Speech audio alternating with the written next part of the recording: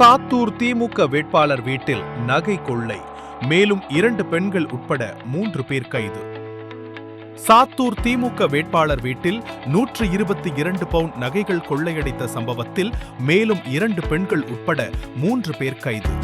திமுக வேட்பாளர் வீட்டில் கொள்ளை. விருதுநகர் மாவட்டம் சாத்தூர் சட்டமன்ற தொகுதி திமுக சார்பில் போட்டியிட்டவர் கடற்கரை ராஜ்.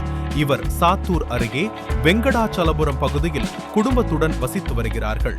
இவரது வீட்டில் இளைய மகன் விக்னேஷ் மற்றும் மருமக மகள் வீட்டின் மாடியில் குடியிருந்து வருகின்றனர்.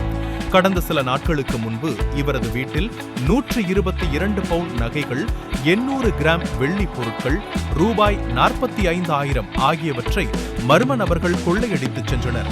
இந்த சம்பவம் குறித்து சாத்தூர் நகர் போலீசார் வழக்கு பதிவு செய்து விசாரணை நடத்தி வந்தனர். அந்த பகுதியில் உள்ள கண்காணிப்பு கேமராவில் பதிவான வீடியோ காட்சிகள் மூலம் கொள்ளை சம்பவத்தில் ஈடுபட்ட மர்ம நபர்களை போலீசார் அடையாளம் கண்டனர். விருதுநகர் மாவட்ட போலீஸ் சூப்பரண்ட் ஸ்ரீநாதா உத்தரவின் பெயரில் 3 தனிப்படைகள் அமைத்து அவர்களை தேடி வந்தனர். இந்த நிலையில் கடற்கரை ராஜ் வீட்டில் நடந்து கொள்ளை சம்பவத்தில் தொடர்புடைய ஆரோக்கிய ஜான்போஸ்கோ 41 என்பவர் சாத்தூர் கோர்ட்டில் சரணடைந்தார். இவரிடமிருந்து 12 பவுண்ட் நகைகள் பறிமுதல் செய்யப்பட்டுள்ளது. பின்னர் இவரை போலீசார் நீதிமன்ற காவலில் எடுத்து விசாரணை செய்தனர். இந்த விசாரணை அடிப்படையில் திருட்டு சம்பவத்தில் தொடர்புடைய சாத்தூர் ஹவுசிங் கோர்ட் பகுதியைச் சேர்ந்த சுரேஷ்குமார் 31, இவரது மனைவி பவானி 30 மற்றும் அவருடன் தொடர்பில் இருந்த அபிநயா ஆகிய 3 பேரையும் கைது செய்து சாத்தூர் குற்றவியல் நீதிமன்றம் எண் 2 நடுவர் வரதராஜன் முன்பு ஆஜர்படுத்தி சிறையில் அடைத்தனர்.